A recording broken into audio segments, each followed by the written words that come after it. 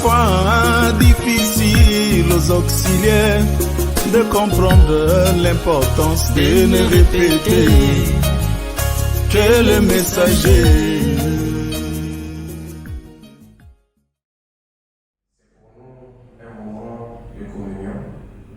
Et souvent nous sommes là dans la même église ou dans d'autres églises. Moi, on ne se connaît pas assez. Donc c'est des moments pour nous de se partager le contact, des moments pour nous de se connaître. Parce que le message, nous sommes une même famille. Peu importe l'église là où vous vous trouvez, même si que vous soyez du tabernacle de la voix du septième ange ou d'une autre église, nous sommes une même famille. Et ces moments pareils, on devrait l'avoir un peu peut-être chaque année, une question de communion entre nous. Et aussi, il s'agit d'aborder quelques aspects liés au couple, parce que j'ai reçu quelques questions de la part de quelques couples. Il est aussi important que nous puissions passer des moments agréables tout autour de ces questions. Frère Branham dit que le pasteur, le berger devait organiser des séances de questions et réponses pour connaître ce qui préoccupe les gens. Il dit qu'il est de notre devoir de faire connaître nos pensées à nos pasteurs. C'est très important. Il y a des frères et sœurs qui sont là avec des questions qui les dérangent. Il est important pour nous, en tant que chrétiens ou chrétiennes, de les soumettre à nos bergers, afin qu'ensemble, nous puissions trouver des éléments de réponse tout autour de la parole. Nous ne sommes pas des je sais tout. Il peut y avoir des questions, comme disait Frère Branham, lorsqu'on lui posait certaines questions, il disait ça, je ne connais pas. Donc on ne peut pas, si on n'a pas un élément pour le message, on ne peut pas s'aventurer à donner des réponses qui n'ont rien à voir avec la parole. Parce que ce qui nous unit, c'est le message. Ce qui nous unit, c'est la parole. Et je crois que ça ne sera pas la première fois. Je crois que l'année prochaine, nous allons encore organiser notre édition. Dieu voulant, on peut le faire chaque année pour que nous puissions avoir de tels moments ensemble.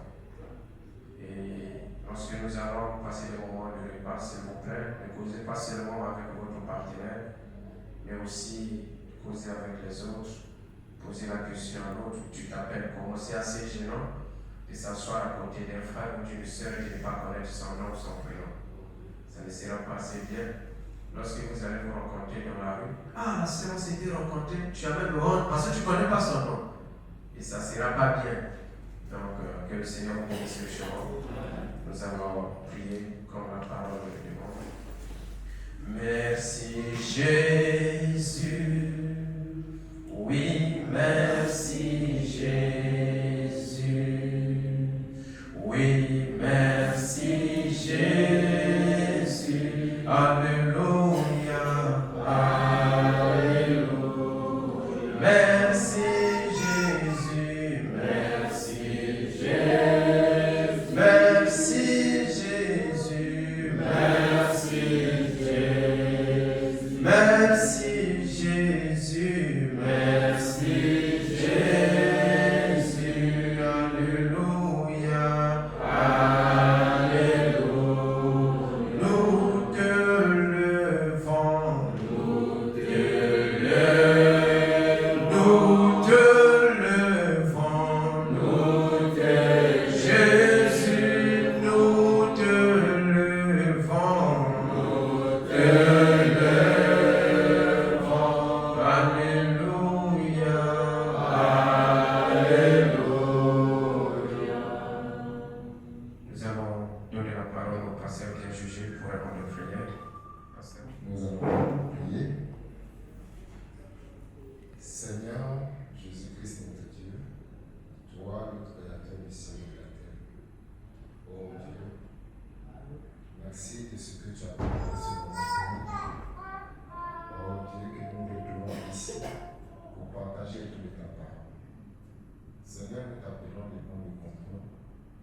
Ici, Seigneur, pendant que, oh Dieu, nous allons faire cet échange. Je veux que, Seigneur, tu poses ta main puissante sur ton serviteur. Et que tout ce qui sortira ici, Seigneur, de toi, vient de toi. Écarte, Seigneur, ce qui n'est pas de toi. Laisse que, Seigneur, cette communion fraternelle en ce jour, Oh Dieu de gloire, que la plus grande confiance soit avec nous ici, Seigneur. Nous bénissons ce moment, Seigneur, dans le nom tout-puissant du Seigneur Jésus-Christ. Amen. Que le Seigneur bénisse richement. Donc avant que nous puissions regarder quelques questions qu'on nous a posées, je vais lire au moins deux citations que je trouve assez importantes pour nous, couple. Vous voyez là-bas? Ok, nous allons tous se suivre. On va noter ceci au paragraphe 113. Remarquez, après le salut, il n'y a rien que Dieu puisse donner à un homme qui soit meilleur qu'une gentille épouse. Est-ce que le Seigneur peut vous dire amen à cela? Que le Seigneur vous bénisse. Après le salut, il n'y a rien que Dieu puisse donner à un homme qui soit meilleur qu'une gentille épouse. Il n'y a aucun homme qui puisse consoler, aucune personne qui puisse consoler quelqu'un quand ils sont fatigués. Ils ne se confieront à personne comme ils se confient à leur épouse. Lorsque l'homme se sent fatigué, il se confie à qui? Même si vous ne vous confiez pas à vos épouses, acceptez quand même. La parole ne dit pas lorsqu'ils se sentent fatigués, ils se confieront à leurs sœurs. La parole ne dit pas ici qu'ils se confieront à leur mère. Mais la parole, elle est précise. La parole ne dit pas ici qu'ils vont se confier à leurs collègues. La parole dit, je répète, quand ils sont fatigués, ils ne se confieront à personne comme ils se confient à leur épouse. Quelle chance vous avez, frère, quand vous avez une gentille petite épouse qui est pure et droite et vertueuse. Quand vous êtes fatigué et abattu, vous pouvez rentrer chez vous et vous asseoir et elle pourra vous parler. Elle peut faire plus pour vous que n'importe qui d'autre. Oh, je vais entendre là-bas. Amen. Amen. Elle peut faire plus pour vous que n'importe qui d'autre. Donc il n'y a pas un être au monde qui peut vous consoler en dehors de votre femme. Ou plus que votre femme, il n'y en a pas. Et lorsque nous les hommes, nous nous sentons fatigués, nous devrions nous confier à qui? À nos sœurs? Non. À nos mères? Non. À nos épouses? Amen. Mais nous savons que nos parents ont leur place. Maman a sa précieuse place. Papa a sa place. Nos sœurs ont leur place. La Bible dit que l'homme quittera son père et sa mère et s'attachera à sa sœur. Non. Et les deux deviendront une seule chair. Non. Et il s'attachera à qui? À sa femme. Voilà pourquoi la seule personne qui peut mieux nous consoler, ce sont nos femmes. Amen. Amen. Elle pourra vous parler. Elle peut faire plus. Oh, c'est très important. Pour vous que n'importe qui d'autre. C'est vrai. Elle est une perle. Amen. Vous dites à la soeur, tu es ma perle. Dites-moi à votre soeur. Peut-être que vous n'avez jamais appelé votre femme perle, mais c'est le moment. Amen. Je n'ai pas ce temps-là. Donc lui, il a honte d'appeler sa femme chérie. Si vous ne l'avez jamais appelée perle, appelez-la quand même, tu es ma perle. Amen. Amen. Dites quand même, tu es ma perle. Frère Wanel dit, elle est une perle. Frère Wanel s'arrête pas. Elle n'est pas seulement votre perle, elle est aussi votre reine. Si elle est votre reine, vous êtes le roi. Amen. Amen. Donc, notre femme ou nos femmes sont une partie de nous. S'il n'y a jamais quelqu'un au monde que vous faites confiance, c'est-à-dire en dehors de votre femme, il n'y a pas quelqu'un que vous pouvez faire plus confiance au monde plus que votre femme. Ça n'existe pas. Ou plus que votre mari. ça commence à venir. Amen. Ça serait un peu chaud aujourd'hui. C'est la parole. Amen. Amen. Il y a des frères qui font confiance à l'air. Donc s'il a un problème, c'est vers sa mère qu'il doit aller se confier. Ou c'est vers sa sœur biologique. Et la femme est souvent surprise des décisions qui sont prises. C'est une erreur. C'est une grâce que Dieu vous a donnée, cette femme. Vous dormez ensemble. Elle prépare pour vous. Elle fait tout pour vous. Elle est une partie de vous. Donc s'il y a quelqu'un que vous devez faire confiance, je ne dis pas ici qu'on ne doit pas faire confiance à nos mamans, loin de là. Ce sont nos mères. Si nous sommes au monde d'aujourd'hui, c'est grâce à ces précieuses dames que nous devons chérir. La parole dit, si vous ne faites pas, celui qui ne prend pas soin de sa famille, propre famille, est pire qu'un infidèle. Un frère ne doit pas négliger sa famille, ni la famille de sa femme. Ce sont nos familles à nous. Vous dites Amen. Et nous devons les aimer, les apprécier, les soutenir.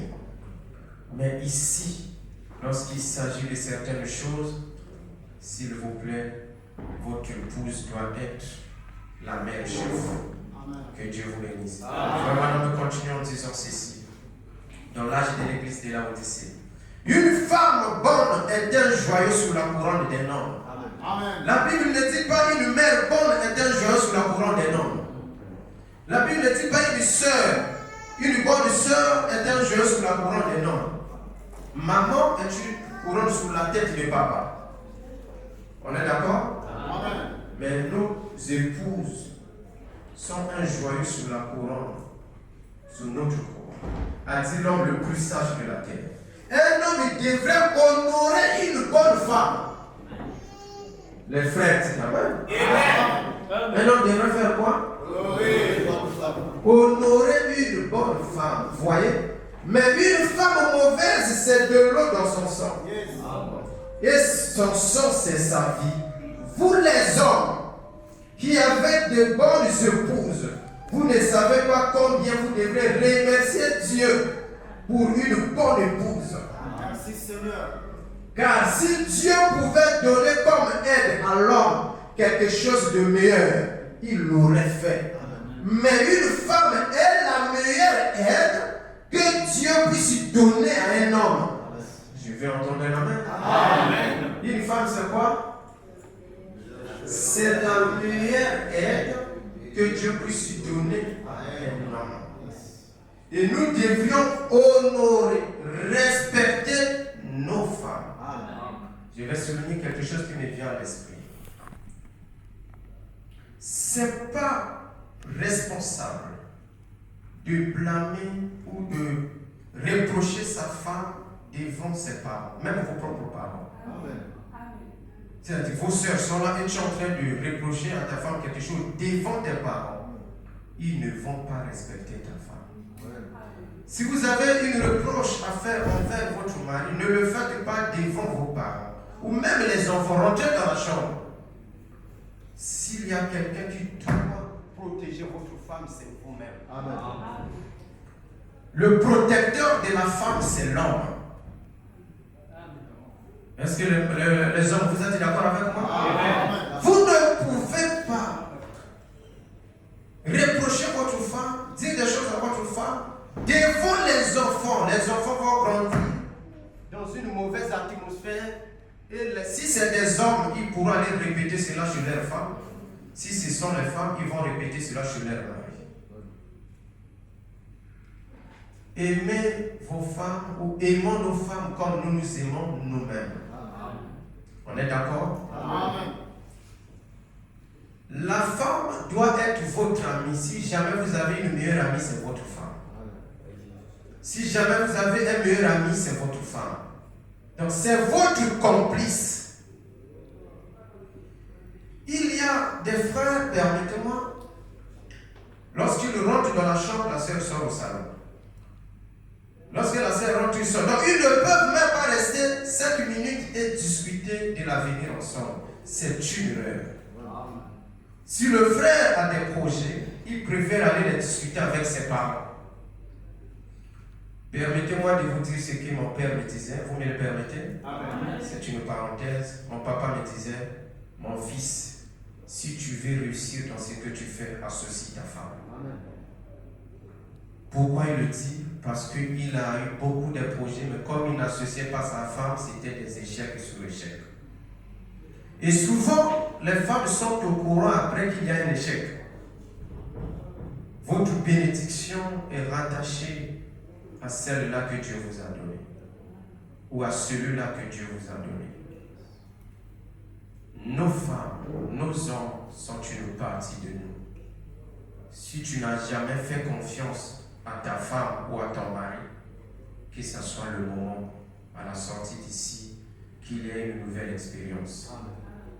Parce que c'est à ce bizarre, nous le savons, que parfois même la sœur fait ses maquis et les mains, elle construit même au cachet, elle achète les parcelles au cachet, le mari n'est pas au courant.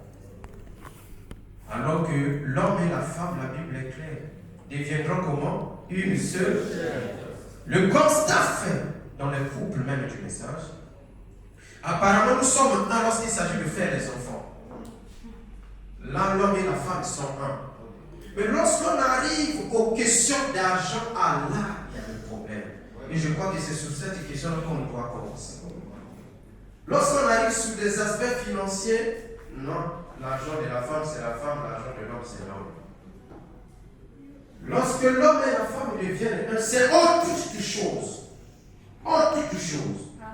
Dans la conception des enfants, dans les projets, dans l'avenir des enfants, ça doit être un même langage. C'est comme l'Église. L'Église et Christ sont une seule personne, n'est-ce pas? L'Église doit avoir la pensée de l'époux, n'est-ce pas? Et si l'Église a une autre conduite et la parole a une autre conduite, est-ce qu'on peut parler de mariage là? Non. Voilà pourquoi il y a des gens qui vivent ensemble orientés, ce n'est pas des couples. C'est-à-dire c'est une forme. Amen. C'est une forme de couple. Mais si vous allez en profondeur des choses, ça n'a rien à voir avec un couple. Parce que c'est le monde de chacun pour soi, Dieu pour tous. Imaginez-vous que Christ et l'Église, que ça soit chacun pour soi, Dieu pour tous. Ça sera du chaos, du désordre. Vous construisez, la femme n'est pas au courant, la femme construit, vous n'êtes pas au courant. Ce n'est pas ça un couple chrétien. Nous devions être une seule personne. S'il y a quelqu'un que vous devez vous confier, c'est votre femme. Vous dites Amen. Je ne dis pas des choses parce qu'on dit souvent mieux vaut, comme dit frère Madame, vivre une prédication que de me réfléchir. Je dis des choses, nous sommes dans un milieu autorisé. Je dis des choses que moi-même je vis, mon épouse est la témoin. Lorsqu'on fait des projets, on doit les faire ensemble. Lorsqu'on échoue ensemble. Lorsqu'on réussit ensemble. Il y a des choses, parfois la femme pense même que vous gagnez. En fait, c'est des choses qui arrivent et Dieu sait pourquoi. Parfois la femme pense que vous gagnez plus. Nous le voyons ce qui travaille. Parce que la femme ne connaît même pas ce que l'homme gagne. Et la pauvre, si elle connaissait au moins que mon mari gagne 100 000, il y a certaines demandes qu'elle ne va pas te faire. Elle va même avoir pitié de toi. Et chercher même à casser sa tête à vendre n'importe quoi pour venir te soutenir. Mais comme elle ne sait pas, elle pense que tu gagnes des millions. Ah, elle est bonne amen là-bas. Elle pense que tu gagnes des millions. Et si elle savait au moins combien c'est, peut-être qu'elle va encore mettre ses genoux à terre, prier pour toi. Seigneur, soutiens mon mari, nous ne gagnons pas assez. Donne-lui encore d'autres opportunités. Mais parfois, la femme n'est pas au courant de ce que tu gagnes, mais maman est au courant. Et lorsqu'il voyage, sa carte monétique qu'il va laisser chez son frère. Et c'est son frère qui doit aller toucher le salaire. Et ensuite, il enlève ce qu'il doit donner à la femme. Quelle honte! Comment votre foyer à vous peut être géré par votre frère? Mais lorsqu'il s'agit de fabriquer les enfants, mais allez-y chez votre frère. Allez-y le faire chez le frère. La femme, si le mari a quelque chose, devient cache-cache. C'est pas comme ça. Nous sommes des foyers chrétiens. Et le foyer chrétien doit être régi par la parole. Amen. Que le Seigneur vous bénisse. Amen. Première question. Comment doit se faire la répartition des tâches dans un foyer lorsque les deux travaillent? Avant de lire frère Wana, dans un foyer, il n'y a pas de répartition des tâches. Non. Le foyer ne peut pas avoir de répartition des tâches. Un foyer, l'homme et la femme sont un. Mais comment vous voulez séparer les tâches? Amen. Ça, c'est le modèle que nous avons copié dans le monde. Que non, toi, j'achète le gaz et le déjeuner des enfants. Alléluia. Mais toi, la popote, l'argent de poche, tout ça là, la scolarité des enfants chez toi. Donc ça, c'est le modèle que nous avons copié. Mais les sœurs, vous devez d'abord vous poser la seule question. La femme, quelle est réellement sa place? Lorsque Ève a failli, vous savez ce que Dieu avait dit à Ève? Tous tes désirs se porteront vers l'homme et celui-ci dominera sur toi. Amen. Et la place de la femme dans un contexte réel que nous connaissons tous, c'est d'abord la maison. La sœur, même si vous travaillez, vous dites Amen. La mienne aussi, il faut que vous travaillez. Dites Amen. La place de la femme, c'est prendre soin. On dit la femme a un ministère. Et son ministère s'exerce à la maison. Élever ses enfants. Apprendre à ses enfants à connaître le Seigneur. Voilà la place.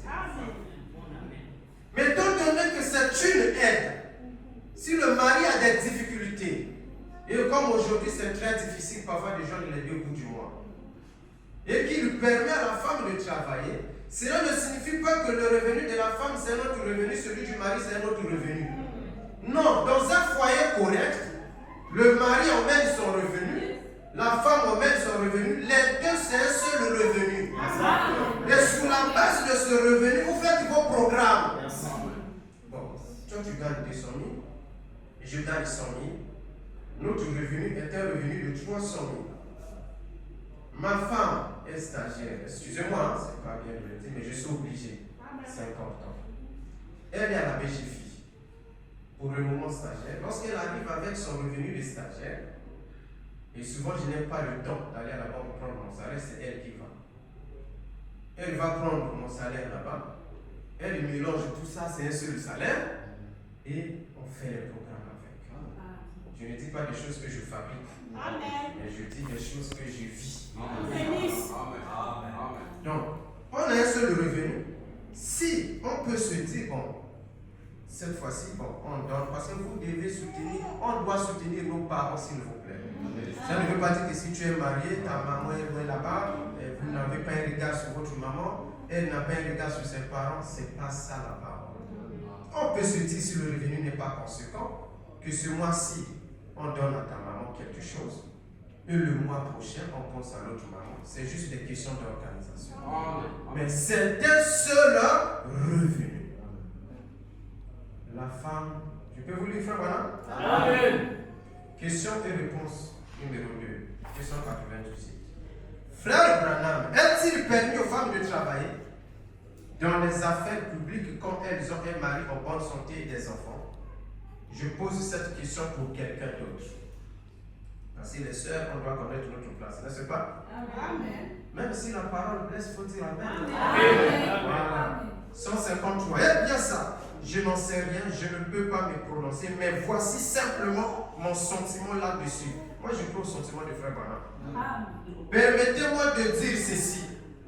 Je crois que si je t'ai une femme et que je sache que mon mari est en bonne santé et qu'il a un bon emploi, je crois que j'aurai beaucoup de plaisir à rester à la maison, à prendre soin de mes enfants et à prendre soin de mes enfants et à les élever et pour qu'ils aiment le Seigneur.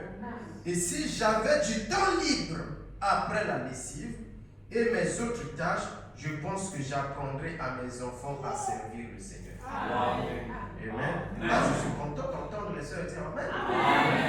Que Dieu vous bénisse. Maintenant, si vous avez une dette ou que vous essayez d'aider votre mari à payer quelque chose, une certaine chose, on aide le mari à faire quoi? Une certaine chose que vous devez faire, ça, eh bien, je pense que c'est en ordre. Si vous voulez essayer de l'aider et que vous vous conduisez comme une dame, ce n'est pas facile, je pense. Aucun homme de bon sens ne désire que sa femme se retrouve dans un groupe là où il y a un tas d'hommes vulgaires, grossiers et ce genre de choses-là. Mais si la femme est obligée de s'y retrouver là-dedans, je pense que son mari devrait savoir qu'elle est une véritable chrétienne, à qui on peut faire confiance, une femme digne de confiance. Amen. Amen. Mais bon, de dire qu'elle ne doit pas travailler, je ne sais pas, voyez-vous. Vous voyez, il n'y a aucun passage de l'Écriture sur lequel appuyer ça. Je vous fais simplement part de mon opinion. Mais je pense que si une femme veut travailler et qu'elle veut travailler. Or, ce qui est certain, c'est que je suis contre le fait que des femmes travaillent dans ces bureaux où il y a tous ces hommes d'affaires qui se conduisent mal et qui racontent des histoires sales. Et qu'une femme propre et distinguée soit assise là, au milieu de tous ces propos obscènes et grossiers. Je suis contre ça. Je pense que vous devez sortir de ce genre de choses. Mais bon, si une femme peut se conduire comme une vraie femme, qu'elle essaie d'aider son mari à payer des vêtements aux enfants pour aller à l'école, ou à régler une facture ou quelque chose comme ça, et qu'elle veut travailler jusqu'à ce que ce soit réglé. Maintenant, ceci n'est pas le Seigneur, parce que je n'ai aucun passage de l'Écriture à l'appui. Je vous exprime simplement mon opinion à moi.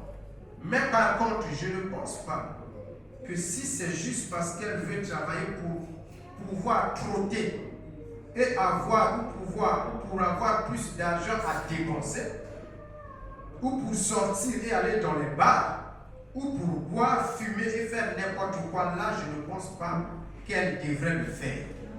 Je pense qu'elle devrait rester à la maison et essayer d'être une vraie dame et s'occuper de son frère.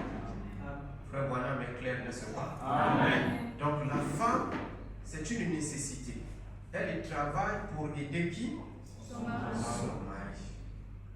Les langages qui consistent l'argent de la femme, c'est pour la femme. Et l'argent du mari, c'est pour nous tous. Ça, c'est païen. C'est un langage païen. Si la femme travaille, c'est pour le mari, aider le mari. Ça signifie quoi? La femme emmène l'aide aux questions, parce que son revenu là, c'est l'aide, n'est-ce pas? Le monsieur emmène aussi son revenu parce que c'est un seul foyer.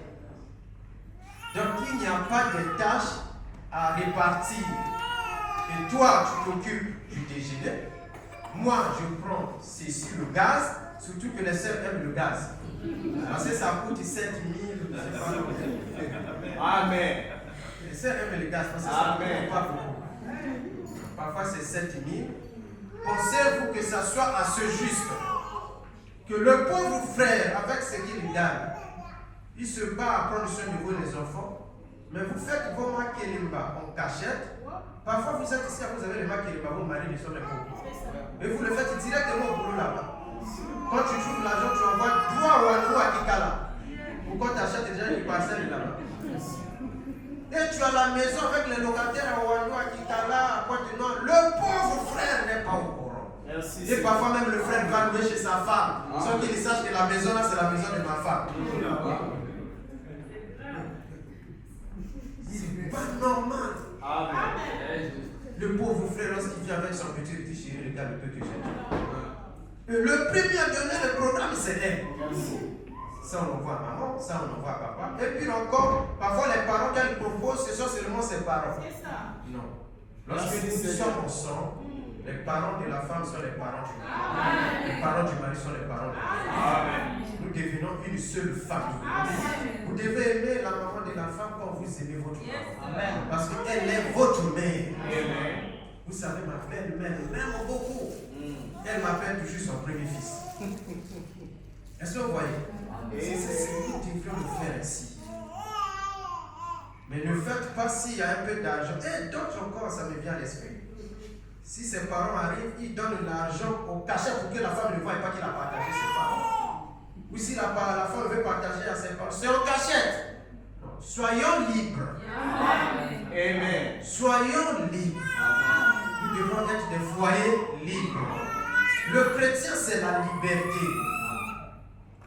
Si votre frère arrive à la maison, et tel accompagne, moi je vais acheter le crédit. Oh, il appelle pour aller partager. Il ne veut pas que sa femme sache qu'il est en train de partager à son frère. Vous êtes en prison. Vous êtes en prison. Votre femme, c'est une partie. Et nous devrions travailler dans l'harmonie et dans le respect des responsabilités. L'homme doit connaître sa place et la femme sa place. Que Dieu vous bénisse. Amen. Donc il n'y a pas de tâches à partager. Amen. Les deux ont pris le message. Est-ce que le frère a le droit de refuser la sœur et d'en épouser un autre sous prétexte les vœux faits dans le monde ne sont pas sincères? Ça, c'est une très bonne question. Avant de parler, laissez-moi vous les frères, voilà. Parce que la réponse se trouve dans ces deux frères. Lorsqu'on faisait la réunion avec les célibataires, j'ai beaucoup insisté sur cette question des vœux, parce que c'est là où il y a beaucoup de choses. Les vœux, surtout pour nos enfants, nos jeunes sœurs, s'il vous plaît, si vous avez des enfants, conseillez-les. C'est un terrain très puissant et c'est un terrain de non-retour. Madame dit, en question-réponse numéro 2, paragraphe 313, c'est une question qu'on a posée à Frère Madame et nous allons trouver la réponse là-dessus. Frère Madame, quelle est la signification d'une annulation de mariage? Les gens sont-ils alors libres de se marier? Ou bien si c'est simplement un autre mot pour divorce? J'aimerais avoir quelques renseignements à ce sujet. Réponse 193. Bien sûr qu'ils sont mariés. Dès qu'ils font ce vœu-là, ils sont mariés. On est d'accord?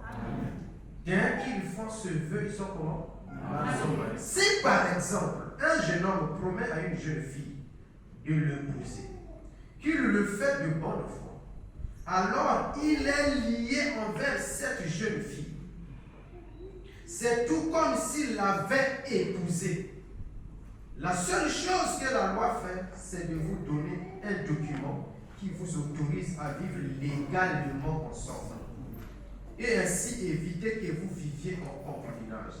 Mais, quand un homme dit à une femme, je vais t'épouser chérie, je vais te prendre pour femme, veux-tu me prendre? Il est marié.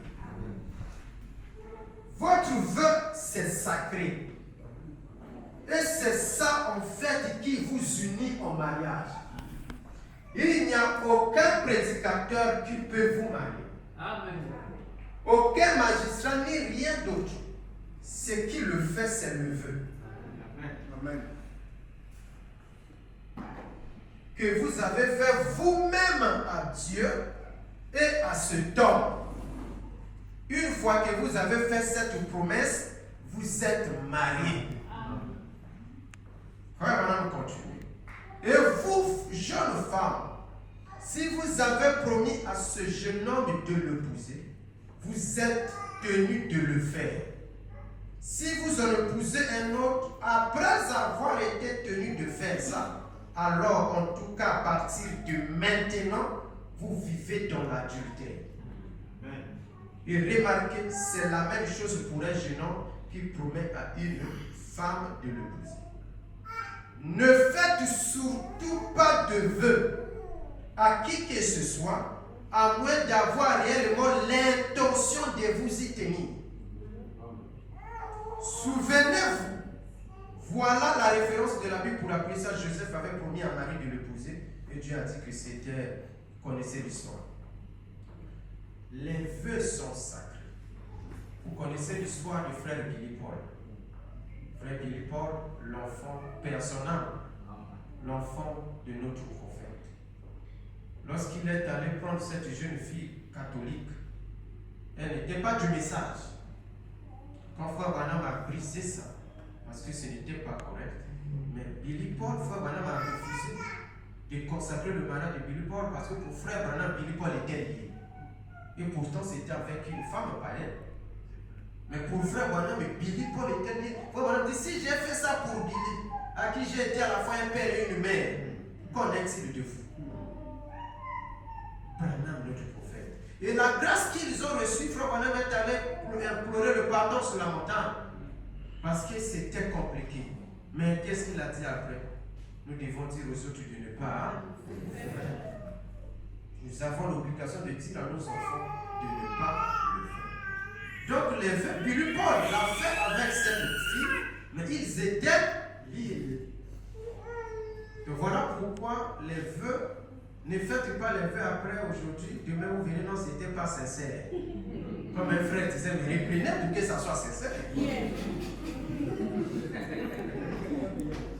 Ce n'était pas sincère, mais recommencez pour que ça soit sincère. Tu as dit que ce n'était pas sincère, mais recommence pour que ça soit sincère. Amen. Donc les vœux, pour cette question, vous êtes liés. Vous êtes liés, tels que nous sommes liés avec nos femmes. Ne venez pas dire à la sœur, demain, oh non, ce n'était pas sincère. C'est jusqu'à ce que la mort vous sépare. Amen. Que Dieu vous bénisse. Est-ce que c'est clair là-dessus? Amen. Question. Bon, ça va dans le même sens. Un frère a pris le message. Au moment de se marier, il se souvient qu'il avait laissé une copine dans le monde avec laquelle sont faits les vœux, mais les deux n'avaient jamais vécu ensemble. Est-ce que le frère a le droit d'épouser notre femme bien qu'il n'avait même pas pris le message? Bon, ça c'est déjà répondu. Le vœu reste le vœu. Voilà pourquoi on doit faire attention. Billy Paul, c'est l'exemple vivant. On doit faire attention avec nos vœux.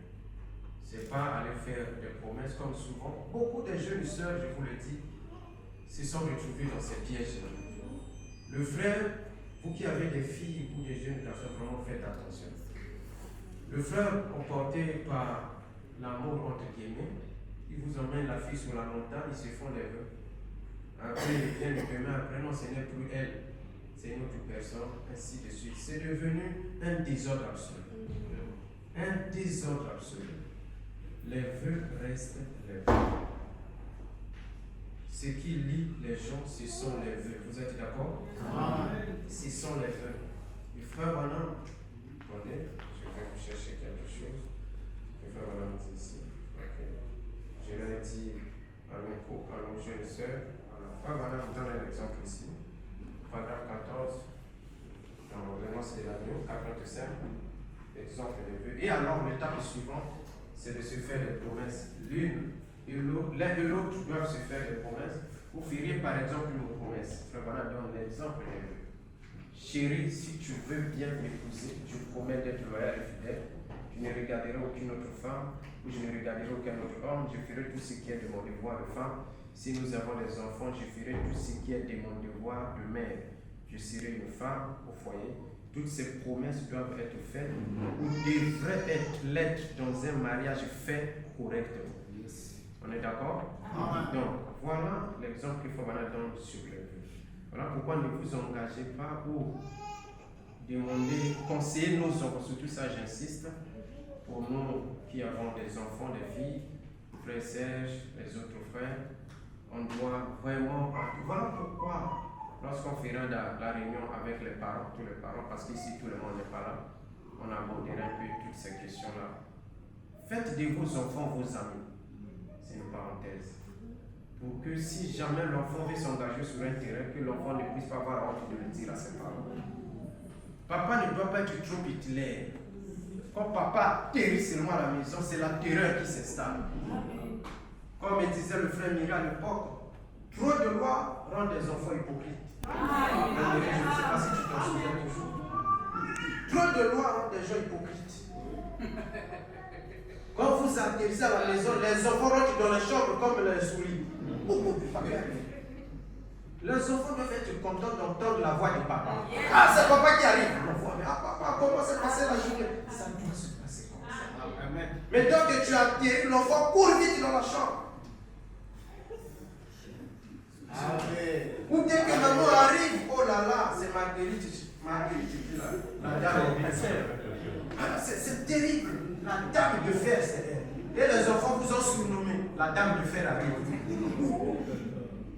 Alors que votre enfant doit être votre ami. La violence ne règle toujours pas quelque chose. Frère Branham, lorsque Becky a commencé à vouloir se méconduire, il a essayé par la force. Il a enlevé même sa ceinture pour taper Becky. Mais il n'avait pas réussi. Il a dit à sa femme, oh, mesdames, aimez-la. Ils ont changé de technique. Parce qu'ils avaient essayé avec la force. Il fallait changer de stratégie. Lorsqu'ils ont changé de stratégie, ils ont gagné Becky. Comme on dit quelques temps après, Georges est venu. Amen. Donc, la violence ou la rigueur, il y a des moments où il faut être doux, comme le Seigneur. Il y a des moments où il prend la chicotte, il chasse les voleurs. Mais tout le temps, il n'est pas comme ça. Donc, parfois, il y a des moments où il faut réprimander. La parole nous enseigne cela. Mais il y a des moments où il faut être l'agneau avec les enfants. Prenez-la quelque part. Que votre fille ne puisse pas avoir honte de vous dire quelque chose, même de sale, pour que vous puissiez. Qu'il n'y ait pas de tabou entre les parents et les enfants. Mais lorsque les tabous s'installent, l'hypocrisie rentre. Et c'est fini. Vous avez des enfants, vous pensez que vos enfants sont normaux. Mais là, c'est dangereux. Parfois, votre enfant est un copain qui est à votre âge. Je vous dis des choses, il y a des choses qui nous, les parents, nous sommes des pasteurs, on connaît beaucoup de choses. Il y a des choses que les enfants ne peuvent pas vous dire. Parce que l'enfant se dit, si je dis ça à papa, je suis fini. Et l'enfant parfois garde ça. Et c'est pas bien. On doit faire en sorte que nos enfants soient nos amis. Que nous puissions les aimer. Que le Seigneur vous bénisse. On va continuer. Je passe. Et aussi conseiller vos enfants à fréquenter les bonnes personnes. Parce que pour le mariage, souvent les choses arrivent. C'est le rêve qu'Akab avait commis. Si on pose des questions dans le monde, ainsi de suite. Le frère Branham, dans Soyez certain de Dieu, il dit qu'en aucun cas on devrait se marier avec les incroyants. Voilà, faites un effort. Maintenant, si vous êtes un couple,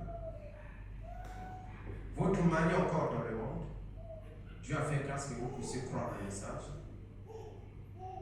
Au travers de vous, Dieu fera grâce que le frère là vienne dans la parole. Mais ce qu'on vous demandera de faire, c'est de prier constamment. Seigneur, aide-moi. Seigneur, aide-moi. Soyez comme Rebecca de la Bible qui priait pour Zachée, l'homme d'affaires. Et Dieu fera quelque chose si jamais il a la sémence de Dieu. Amen. Vice versa, si vous avez une femme qui est dans le monde, le frère, vous êtes dans la parole. Mais que cette situation-là ne devienne pas normale pour vous. C'est-à-dire, vous trouvez ça normal. Non, vous devez chercher aussi à mettre cette vie en ordre. Que Dieu vous soutienne, que Dieu vous donne les moyens. Voilà pourquoi, vous allez voir, on n'a pas dit réunion des mariés, on a dit réunion des pauvres. Pourquoi couple? C'est deux personnes, d'accord? Parce qu'il y a des frères et sœurs qui habitent avec leurs précieuses femmes. Et l'encouragement que je vais vous faire ici, et ma prière aussi, que Dieu vous donne les moyens. Et il faut toujours être courageux dans la vie. Même si vous n'avez aucun fonds, allez-y demander la liste. Même avec rien, dis Seigneur, je dois honorer ta parole. Je n'ai rien, mais l'or et l'argent t'appartiennent. Dieu aime ça. Allez-y demander la liste, même si vous n'avez aucun franc. Est-ce que vous acceptez mon conseil? N'ayez pas peur, n'ayez pas peur. Demandez la liste. Si Dieu peut donner le Saint-Esprit à un homme, qu'on ait de l'argent pour épouser votre femme, Dieu vous donnera des opportunités. Vous allez y aller. Si vous avez des besoins de conseils, on peut vous accompagner. On vous dira, frère, fais ça, et ça va vous aider. Amen.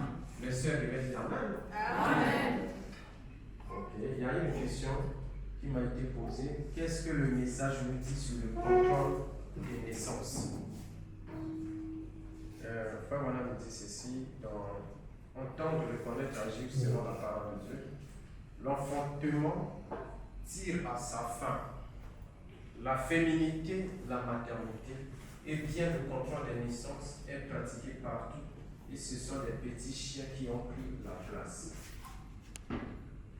Le contrôle des naissances que les gens du monde sont en train de pratiquer, il est contraire à la parole. Parce que surtout chez les grands, ils préfèrent élever les animaux que d'avoir les enfants. Donc ils ont plus d'amour à élever un animal que d'élever un enfant. Pour eux, c'est ça la chose à faire. Cette façon de faire n'est pas la parole. On est d'accord? Lorsqu'une femme est mariée, elle doit faire les enfants tels que la parole demande. Elle doit donner naissance aux enfants tels que la parole demande, ou avoir le désir d'avoir des enfants, ce qui est naturel. S'il y a des complications, des choses qui sont naturelles, ça c'est autre chose. D'accord? Il y a des gens, après 5 ans après, comme ma jeune soeur, la cadette de ma femme, 5 ans après son mariage, c'est maintenant qu'elle vient d'accoucher. Donc il y a des choses comme ça qui arrivent dans le temps. Ça c'est Dieu qui connaît. Et lorsque la soeur est dans un foyer et elle ne veut pas donner les enfants au frère, volontairement, elle n'est pas digne d'être dans ce foyer-là. On est d'accord? Parce que la femme, naturellement, doit avoir le désir de donner les enfants. Et elle prend les pilules, elle fait tout ce qu'il faut, elle prend d'autres prennent des injections pour ne pas donner les enfants aux frères, ça c'est pas la parole. Approuviez-vous le contrôle de naissance? Frère Branham dit non, je ne peux pas l'approuver. Non, monsieur. Mais il y a des particularités. Donc, question réponse numéro 3. Que pensez-vous du contrôle de naissance? Frère Branham dit ceci, les 131. J'en ai eu quelques-unes comme ça dans les entretiens de ce matin. J'aimerais mieux parler avec vous personnellement sur ces choses. Vous voyez, sur ces choses-là, parce qu'il y a des mots et des choses que je dois dire, j'aimerais mieux les dire si le mari et la femme. Il y a une possibilité de le faire d'une façon correcte. Je dirais aussi ceci pour parler en général. Il y a un certain nombre de jours dans la vie d'une femme où elle n'est pas féconde. Vous comprenez? Très bien. Pourquoi? Maintenant, il arrive parfois, un enfant, ça tuerait une femme. Si elle avait un bébé, ça la tuerait. On veut faire attention à ça aussi. Vous voyez? Donc, faites très attention à ça. Vous voyez, il s'agit là de donner la vie et c'est pour ça que vous avez été placé sur la terre. Si votre femme est maladive et qu'un enfant, ça la tuerait, je ne ferai pas ça. Je ne pense pas que le Seigneur veut que vous le fassiez. Vous n'avez qu'à venir me voir personnellement à propos de ces choses, que ce soit discuté en entretien privé. Que je vous en parle personnellement, vous voyez, alors je pourrais, pour cette question-là, quand vous interrogez le message lié au contrôle de naissance, Frère Branham les traitait beaucoup plus dans les entretiens privés. Parce que les réalités diffèrent d'une femme à l'autre. Les foyers n'ont pas les mêmes réalités. Voilà pourquoi Frère Branham ne pouvait pas répondre à cette question. Il répondait à ça lors des entretiens privés. Parce que le frère peut venir avec sa femme, ils ont un problème de santé, ils ont tel problème. Et par rapport au problème du couple, Frère Branham pouvait trouver la réponse appropriée. Amen.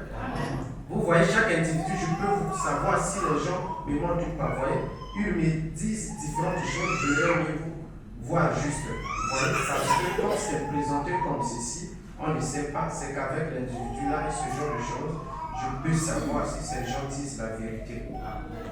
Amen. Donc voilà pourquoi c'est des questions par rapport aux réalités des uns des autres, que ça soit traité un peu en privé, parce que les couples n'ont pas les mêmes réalités. Amen. Pas bon. Donc on a même mal acheté du yaourt. Moi, on n'a pas à bout de manière à dire à quoi santé. Mais à lui, à Moua, puis soit dit 500, il faut d'abord acheter les riz, ils doivent manger. Il faut penser au paquet du riz qu'ils doivent manger. Faisons un effort. Faisons un effort. Si on a 1000 francs, on peut manger avec ça. Au fur et à mesure, le revenu évolue un peu, on peut aussi augmenter le nombre d'enfants. Amen. Je ne dis pas ici, il faut bien me comprendre. Vous n'allez pas faire les enfants, non, faites vos enfants, mais soyons ordonnés. Soyons ordonnés. S'il y a des gens qui doivent être ordonnés, ce sont les chrétiens. Le frère est trop expulsif, même pendant des périodes où il ne doit pas être expulsif. Non, ne faites pas ça. Et la femme n'est pas une machine. Parfois, elle a encore l'âge, mais elle a vieilli. L'enfant aujourd'hui, l'enfant demain, après-demain, ainsi de suite. Non. Faisons de façon ordonnée. Ça fera en sorte que les sœurs aussi puissent s'inspirer. Amen. Est-il possible d'utiliser les pilules ou des moyens pour éviter cela? C'est un peu la même chose qu'on a dit. Si les questions là vont un peu dans le même sens, comment faire espacer la naissance dans la chose? Une femme doit-elle toujours être soumise à son mari, même si celui-ci ne prend pas soin d'elle, mais qui prend soin de sa famille plus qu'elle? C'est des réalités, hein? C'est des questions qu'on m'a envoyées. C'est des réalités. Moi, je ne cite pas les noms dans les questions. Vous ne verrez pas ici, c'est un tel, frère un tel. Vous ne verrez pas ça. Amen. Une femme doit être toujours soumise à son mari, même si celui-ci ne prend pas soin d'elle, mais qui prend soin de sa famille plus qu'elle. D'abord, un homme, celui-là qu'on appelle homme, doit prendre soin de sa femme et ses enfants. D'abord, il travaille pour eux. Amen. Amen. On est d'abord d'accord là. Yes. Amen. Mais comme il fait aussi partie d'une famille, il doit aussi aider cette femme. Mais un homme ne peut pas prendre soin de sa famille plus que sa femme. Chacun a sa place. On ne doit pas confondre les choses. Des langages du genre tu m'aimes plus que tu aimes tes parents plus que moi, ainsi de suite. Ça ne doit pas se dire. Nos parents ont leur place. Nous devons les soutenir, nous devons les aider, nous devons faire tout ce qui est de notre mieux pour les soutenir. Mais notre femme a sa place de femme. Frère Branham dit ceci, que la femme hérite tout du mari. Yes. Est-ce que vous le savez? Amen. Donc votre premier héritier ou héritier, c'est votre femme. Il est vrai que nous sommes dans une société qui a des lois, où la loi a fixé des normes. Mais la femme, c'est vous en féminin. Et vous ne pouvez pas dire que vous aimez votre femme et vous ne pouvez pas la soutenir. Il y a des sœurs, pour avoir même 20 000 du frère, en tout cas c'est un miracle. Elle doit supplier, dire tout ce qu'elle doit dire. Et elle avait d'accord, j'ai laissé ça sous le coussin là-bas. C'est pas normal. La femme, pour manger votre argent, elle doit subir. Mais quand maman arrive, oh là là, c'est la reine des reines qui arrive. Elle est votre père, elle est votre qui encore? Elle est votre reine. Elle ne doit pas, quand tu as l'argent, elle ne doit pas souffrir. Non, c'est pas possible. Comment le frère a l'argent? Il n'y a que lui qui en veste propre. Vraiment. Mais la femme, la seule robe qu'elle a là, elle est obligée de la nettoyer tout le temps, de la repasser tout le temps. Mais tu es content de sortir en veste avec des cravates pendant que ta femme n'est pas propre. Est-ce que c'est normal? Non. Moi, je préfère que l'homme soit un peu comme ça, mais que la femme soit propre. Parce qu'elle vous représente. Elle vous reflète. Comment l'homme est propre et la femme n'est pas propre? L'homme a des belles vestes, il est nippé, mais la femme n'a rien. Et là-bas, tout est pas pour ça, mais quand même près. Non, s'il vous plaît. Nos femmes doivent être heureuses. Amen. Maintenant, revenons à la solution. Donc, madame dit dans question de réponse, numéro 245. Ainsi, frère, madame, je crois qu'une femme devrait être soumise à son mari. Mais si une chrétienne a un mari pécheur, voilà la réponse. Un mari pécheur qui, même pas à l'une de vos réunions, qui ne vient même pas à l'une de vos réunions, et qui veut que sa femme fasse certaines choses, qu'elle se coupe les cheveux, qu'elle porte des shorts, qu'elle aille dans les lieux malsains, cette femme doit-elle être soumise à cet homme? Dans ce cas-là, s'il vous plaît, expliquez ceci plus clairement, car c'est une question qui se pose souvent. Non, sœur, vous n'avez pas à vous soumettre à une telle personne, absolument pas. À cause de cela, vous quittez tout et vous attacherez à Dieu. Maintenant, si cet homme veut vivre avec vous, alors vous soyez resté une chrétienne. Mais s'il vous oblige à porter des shorts, à vous couper les cheveux et à faire toutes ces autres choses, une dernière malsain, cherchez premièrement le royaume de Dieu et sa justice. Vous n'êtes pas lié à une telle personne. Mais tant, dit la Bible, qu'elle consent et que lui consent à ce qu'ils habitent ensemble, vous vous souvenez de ça alors? La soumission a plusieurs dimensions. Lorsque nous sommes dans un même foyer, lorsque le mari, par rapport à la question, soutient sa femme, sa famille, mais ne soutient pas la sœur, là, vous avez là un sujet de prière. Ça, c'est différent. Vous devez mettre vos genoux à terre pour demander à Dieu d'ôter cet esprit-là de votre mari. Que votre mari puisse être responsable. Le cas échéant, vous pouvez aller chez le pasteur et que le pasteur puisse vous aider. On est d'accord? Mais si le mari vous demande à faire des choses qui ne sont pas la parole, à ce moment, la soumission n'a pas sa place. Amen. Parce que nous sommes liés par le message. Tu ne peux pas me demander d'aller dans les boîtes de nuit alors que la parole interdit ça. À ce moment-là, on ne peut pas parler de la soumission. Notre soumission est rattachée à la parole. Amen.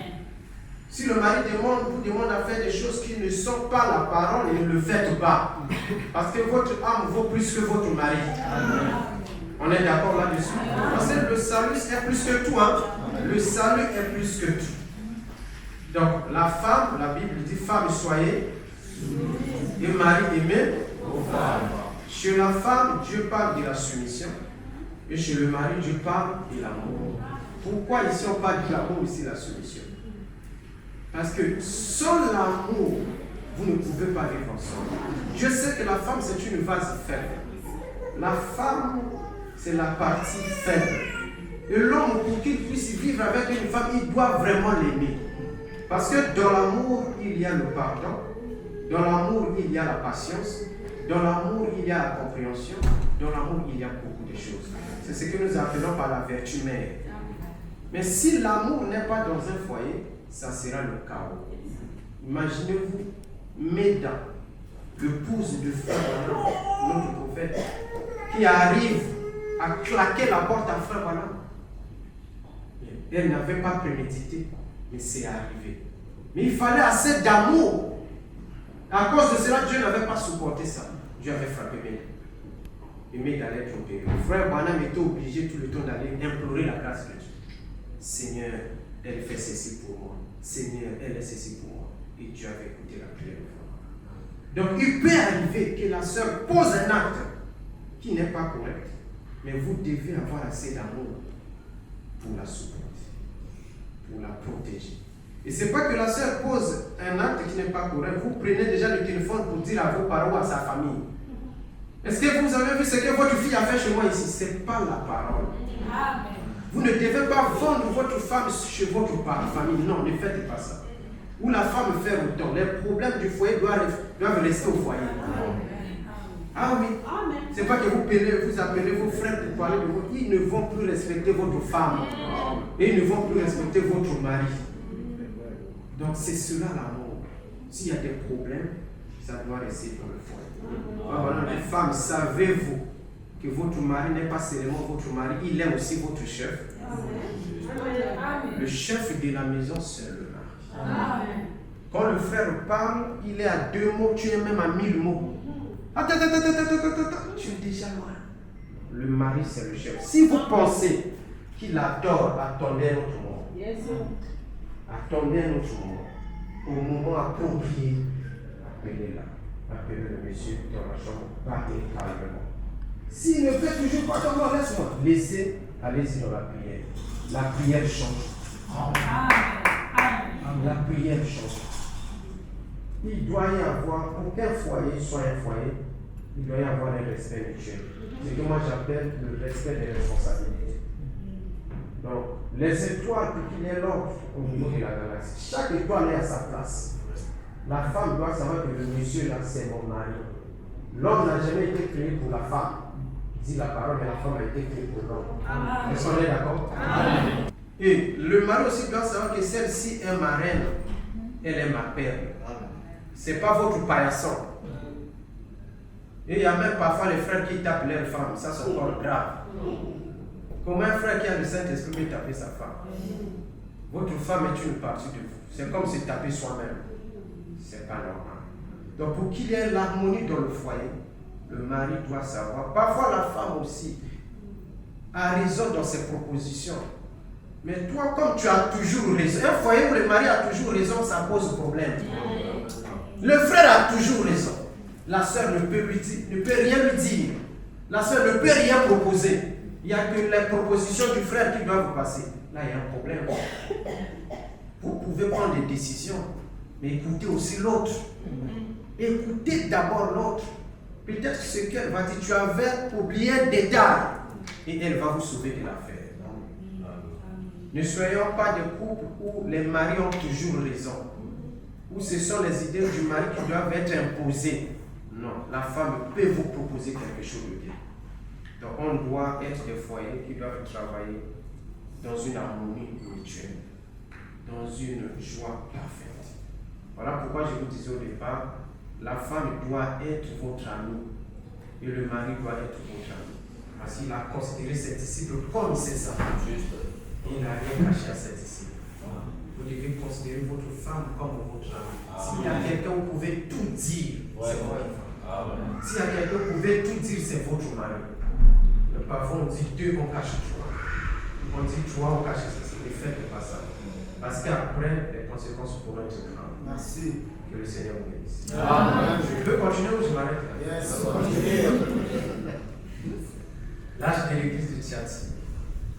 Or, la femme n'est pas faite pour avoir un tempérament de fer. Selon les saintes écritures. Elle doit être soumise à l'homme. Cela lui est ordonné. Une femme qui est vraiment femme, qui est entièrement femme, aura ce genre de tempérament-là. Sans être un paillasson. On est d'accord? Aucun homme qui se respecte ne ferait d'une femme un paillasson. Est-ce que les frères peuvent dire Amen? Amen. Aucun homme qui se respecte ne ferait d'une femme quoi? Un paillasson. Seulement elle voudra être soumise à l'autorité et non pas à dominer l'homme, car c'est lui le chef de la maison. Si elle se garde de ce modèle que Dieu a établi pour elle, elle est perverse. Mes sœurs, vous écoutez? Amen. Et tout homme qui permet à la femme de prendre autorité se garde aussi de ce modèle et il est perverse. Quand la sœur dit, tu sors pas! Oh d'accord, chérie. Vous êtes un féminin. Le frère veut aller en visite à mon frère. Tu veux aller au frère? Ah non, je te jure, si tu es trop reviens. C'est pas normal. Amen. Vous êtes pervertis. C'est pourquoi une femme ne peut pas porter des vêtements d'homme, ni se couper les cheveux. Elle ne doit jamais porter des vêtements d'homme ni se couper les cheveux. En le faisant, elle envahirait le domaine de l'homme. Elle prend l'autorité et elle se pervertit. Et quand une femme s'empare de la chair, ce qu'elle a ordre de ne pas faire, alors elle montre de quel esprit elle est animée. Être une femme dominatrice, c'est antichrist. Amen. Et les sémences de l'église catholique romaine sont en elle. Bien qu'elle le nie avec véhémence, mais quand il s'agit de la parole que Dieu soit reconnu pour vrai, et toute parole d'homme pour un mensonge, Abraham dit Amen. Et moi aussi j'ai dit Amen. Amen. Donc la femme a sa place, le frère aussi a sa place. Quelle est la place de la belle famille dans un foyer chrétien? Cette question-là, ça signifie qu'il y a beaucoup de choses. Hein? Parce qu'il y a des sœurs qui ont fait de maman de leur mari des rivales. Elles ne veulent pas voir le visage de la maman du monsieur à la maison, ou des sœurs du monsieur à la maison, ou le monsieur vice-versa. Lorsqu'on est marié, la famille de la femme, on en a parlé, devient votre famille, et la famille du frère devient votre famille. Il n'y a pas de place, non, ils ont leur place, ce sont nos parents. On ne peut pas me poser la question, quelle est la place de ma mère chez moi? On est d'accord? Ma mère a sa place, c'est ma mère. Si elle est malade, je dois la soigner. Si elle a besoin de médicaments, je dois acheter. Si elle a besoin de la femme, je dois la nourrir. La même chose avec la maman de la soeur, le papa de la soeur. Donc ils ont leur place en tant que parents. Mais ici, il y a des fois où la maman du frère vient toujours donner les ordres à la maison. Non, tu ne nourris pas bien mon fils, voilà comme il a maigri, même la ceinture n'arrive plus à tenir. C'est pas normal. Un frère ne doit pas permettre que ses parents viennent donner les ordres à sa femme. Ça, c'est pas un foyer. Un foyer ne peut pas être dirigé par les parents du frère. Et ne permettez pas que vos sœurs puissent manquer du respect à votre femme. Non, monsieur. Et vice-versa. La sœur à sa place, on doit l'aimer, la respecter en tant que sœur. Mais elle ne doit pas quitter son périmètre de sœur pour venir prendre la place de ma femme. Non. Elle vient sans demander, c'est elle qui ouvre le congélateur. Elle doit prendre tout ce qu'elle trouve là sans demander la paix. C'est pas possible. C'est pas possible. Et si elle a besoin de quelque chose, elle voit votre femme, c'est sa belle-sœur, n'est-ce pas? Est-ce que tu n'as pas quelque chose dans ton congélateur? Moi j'ai fait, j'ai ceci. C'est elle qui doit aller dans son congélateur. Ou encore dire, oui, il y a le poisson là-bas, vous pouvez prendre, et ainsi de suite. Mais ce n'est pas elle qui vient d'autorité. Elle s'impose. Votre femme ne sera pas heureuse. Respectons nos parents, mais respectons nos femmes. On ne doit pas laisser les parents venir donner les ordres à la maison. Ou ni le papa de la sœur, c'est lui qui dirige la maison du frère. Non, voir ma fille comment elle était. Et lorsqu'elle était chez moi, elle n'était pas comme ça. Il impose tout, ne faites pas ça. Faites attention à vos parents. Parce que ça, c'est pas nos parents. Nous vous aimons, vous êtes nos parents. Mais elle est ma femme. Il est mon mari. Notre foyer doit être conduit par nous-mêmes. Est-ce qu'on est d'accord? Nous devons prendre soin de nos familles, de nos parents. Mais, quand tu as dirigé le foyer, ils n'ont pas le droit de le faire. Le foyer, le couple appartient à deux personnes, l'homme et la femme. Il n'y a pas d'intermédiaire, quelqu'un qui doit venir donner les ordres. Il y a des frères qui écoutent plus leur soeur que leur femme. Quand le conseil est donné par la soeur, il écoute. Quand le conseil est donné par son petit frère, il écoute. Mais lorsque la femme le conseille, il ne peut rien entendre. Ça, c'est grave. Amen. Apparemment, vous êtes concernés là. Amen. Amen. Le Seigneur vous bénisse. Amen. Un foyer chrétien doit-il habiter avec un membre de la famille du mari ou de la femme qui ne prie pas et qui fait tout ce qui est contraire à la croyance dans la maison? Vous voyez qu'il y a des questions. Hein? Encore une fois, vous êtes un foyer chrétien. Le souci d'un foyer chrétien, c'est de voir l'harmonie de la parole de Dieu. Si vous voulez que votre cadet vienne habiter avec vous, les règles du départ doivent être claires. Si dans ma maison, moi, je ne prends pas l'alcool, il ne peut pas vivre avec moi, il achète l'alcool, il vient là, il fait du désordre. Si au moment de la prière, il va obéir. Non. Lorsqu'il habite avec vous, vous consentez d'habiter avec cette personne. Ça veut dire quoi? La personne devient sous votre responsabilité, sous votre autorité. Donc la personne doit être soumise aux règles de la maison. Amen. Elle dit que s'il s'agit d'aller à l'église, vous partez à l'église. S'il s'agit de faire la prière en famille, vous faites la prière en famille. Elle dit que ce qui doit régner dans notre maison, c'est la parole. Que ce soit le parent de la femme ou du mari, s'ils veulent bien habiter avec nous, ils doivent respecter la parole. Amen. C'est pas que tu es là, tu veux mettre le cantique, lui met la musique de Fali Poupa. Attendez, ça sera quel foyer ça? Vous voulez mettre la bande de Frère Bonham, vous voulez écouter la parole, lui met la musique de Kofi Olomide. Ça sera quel genre de foyer? Donc s'il veut bien habiter avec vous, il y a des règles qu'il faut respecter. Chaque maison a ses règles. Si vous allez dans la boutique d'un musulman, vous ne pouvez pas imposer certaines choses. Il y a certaines choses qui ne vendent pas. Il s'agit là des règles. Donc lorsqu'on veut vivre avec une personne, on doit tomber d'accord dès le départ. Toi, tu veux venir chez nous, mais là, nous croyons ceci. Voilà notre croyance. Si la personne est d'accord, à ce moment-là, vous pouvez vivre avec la personne. Sinon, il va emmener des mauvais esprits dans votre maison. Et il peut même pervertir vos enfants. Parce que les enfants copient facilement. Il y a des enfants à la maison, vous serez surpris, on chante, l'enfant qui commence à danser Kingoli lors de la louange. Il a vu ça où? Il a vu ça chez votre petit frère. Ils dansaient ça ensemble. Amen. Alléluia. Aussi, le règne du sexe. Ma question est celle de savoir, est-ce que dans le mariage, il n'y a que le mari qui doit aimer le sexe et la femme n'a que le devoir de le servir? Oui, il y a des préoccupations. Et ça, c'est assez important.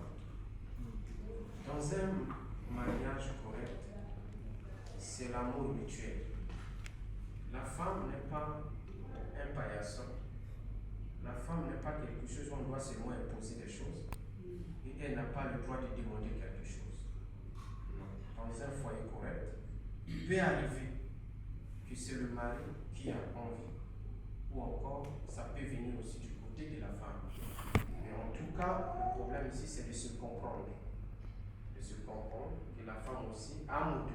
Il peut arriver que ce soit elle qui a le désir, il peut arriver que ce soit le mari. Amen. Amen. Ça ne doit pas être quelque chose de dictatorial où c'est le mari qui impose sur le mari. Ce n'est pas une bonne attitude. Amen. Amen. Une bonne attitude, ça doit être fait dans une harmonie mutuelle. Que le Seigneur vous bénisse. Amen.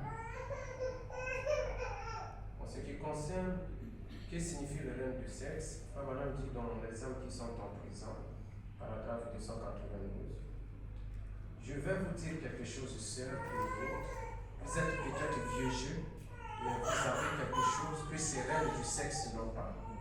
Vous avez quelque chose qu'elle ne pourra jamais avoir. C'est vrai, votre habillement est peut-être démodé. Vous vous habillez comme une dame, ils diront peut-être regardez donc cette vieille exaltée. Ne vous en faites pas. Elle a quelque chose que cette espèce de règne du sexe qui capte tous les regards du monde n'a pas. Elle ne pourra jamais l'avoir. Elle est perdue pour l'éternité. Elle est condamnée, voyez. Elle n'a jamais. Vous avez une moralité, vous avez de la vertu. Elle n'a rien. Elle n'a pas qui attire les âmes perdues. Il les mène en enfer. L'aveugle se laisse entraîner là-dedans. Mais vous avez quelque chose.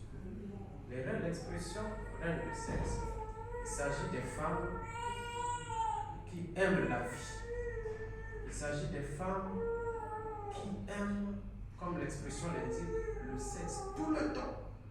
Il s'agit là des femmes qui sont perverties. Elles sautent d'un homme à un autre. Papa me dit, lorsqu'un chrétien veut se marier, il ne doit pas choisir une règle de sexe. Il doit choisir une femme qui est véritablement née de nouveau. Maintenant, lorsque vous faites un choix, le tout part des choix que nous faisons. Vous, au lieu de regarder au caractère de la parole dans la personne, vous avez regardé à autre chose qui n'est pas la parole. Et une fois dans le foyer, comme elle n'est pas née de nouveau, ses habitudes qu'elle avait dans le monde, où elle pouvait sortir avec 6 hommes la journée, elle emmène les mêmes habitudes dans le foyer. À ce moment-là, le pauvre frère n'a pas de repos.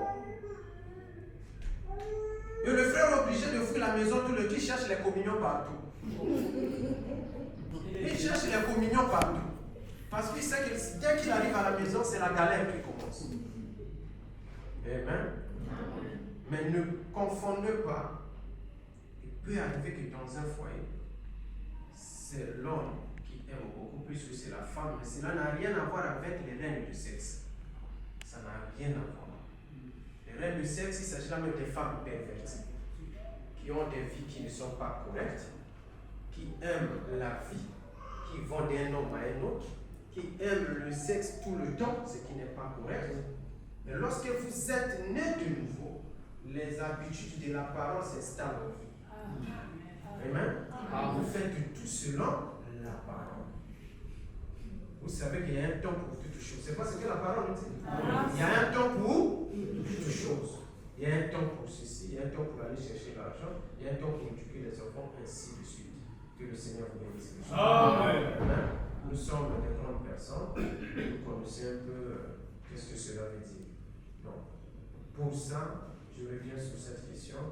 Soyons en toutes choses, faisons des choses dans l'harmonie, dans la confiance et dans le respect. Je vais m'arrêter par là. Nous sommes des couples. Le plus important dans un couple, que la parole soit au centre de nos couples. Que la parole soit au centre de nos couples. Un couple où la prière n'existe pas, ce couple-là va faire fausse. Tout le temps, on va avoir des problèmes. Que la prière soit au centre de nos couples. Que le culte de la parole soit au centre de nos couples. Lorsque la parole quitte un foyer, lorsque la prière quitte un couple, son infini. Voilà pourquoi moins de problèmes on est à terre. Moins de conflits, papa va au nord, maman va au sud. Trop de problèmes. Moins de problèmes, cela va à l'est et cela va à l'ouest. Et lorsque la parole est notre guide dans le foyer, lorsque la prière est au centre de notre foyer, quand les difficultés viendront, vous saurez comment les surmonter. Parce que vous avez quelque chose qui vous permet de surmonter les difficultés. Mais si la parole n'y est pas, son infini. Moi, le problème, c'est la bagarre. Chers parents, chers couple, dans nos maisons, ayez l'habitude de laisser la voix de frère Branham jouer. Ayez l'habitude d'écouter la parole tout le temps. Et le temps de mettre l'habitude de mettre des cantiques, des chansons chrétiennes qui vont faire en sorte que l'atmosphère surnaturelle ne puisse pas quitter votre corps. Et cette atmosphère va influencer nos enfants. Si maman arrive à Outimou Sala Novella, c'est bas. Parfois même nous disons tu es là, c'est en train de suivre Novella. Novella emmène quelle atmosphère à la maison. Novella, papa arrive là quoi, c'est le match. Le match va emmener quelle atmosphère à la maison. Nos maisons doivent être dirigées par la parole. Et surtout la prière en famille qui est devenue un fardeau pour nous. Une punition même. Prier, c'est la chose la plus difficile pour les chrétiens. Ici, la prière en famille quitte. Voilà pourquoi Papa me répétait tout le temps, n'oubliez pas la prière en famille. Si la prière en famille nous quitte, c'est fini. On doit faire un effort. Faire un effort. Si l'autel nous a quitté, l'autel de la prière a quitté, ramenons l'autel de prière. Et l'habitude de lire la Bible le soir, de prier avec les enfants, c'est important. Maman, si papa n'est pas là, tu peux le faire. Enseignez à nos enfants ces choses. Les enfants vont les écouter. Donc, s'il vous plaît, chers couple, je le répète, la prière, le culte de la parole doit être au centre. Au centre de tout. Au centre de tout. Si la prière quitte un couple, c'est vite. Depuis ça fait 3 ans, vous ne pouvez pas prier ensemble. Et peut-être que depuis que vous êtes ensemble, c'est difficile de se tenir la main dans la main du priest et on va prier. Je ne sais pas, il y en a d'autres ici qui ne l'ont jamais fait. Mais que ceci soit une opportunité ce soir de le faire. Amen. Si on c'est ta chérie, pourquoi tu as rendu? Tu sais qui finalement si ta propre femme, tu ne peux pas la tenir.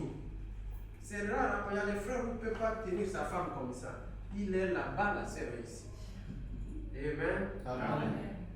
Ce n'est pas une doctrine, loin de là, mais c'est pour dire juste, ce sont nos partenaires. Priez avec votre femme, priez avec votre femme. Essayez ça cette nuit, vous allez voir la force qui est derrière ça. Essayez ça seulement cette nuit. lisez un verset biblique. Priez ensemble. Vous allez voir, c'est beau, c'est magnifique. Et Dieu fera en sorte que votre foyer aille là. Amen. Vraiment, que le Seigneur vous bénisse richement. Je m'arrête par là. Dieu vous bénisse. C'est même pas la dernière fois, Dieu voulant, dans les jours à venir, nous aurons la réunion des parents, où nous allons toucher un peu des questions relatives aux parents, et ça sera très, très bénéfique. Nous allons le faire par la semaine là, mais nous allons souhaiter une semaine, l'autre semaine qui arrive. Que le Seigneur vous bénisse richement. Amen. Et l'année prochaine, nous aurons encore une réunion avec les maris.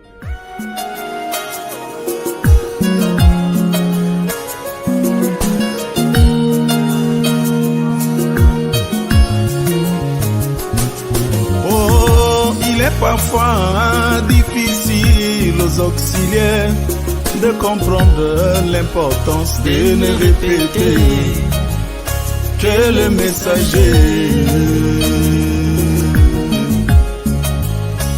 Mon bien-aimé, il est parfois difficile aux auxiliaires de comprendre l'importance de ne répéter que le messager.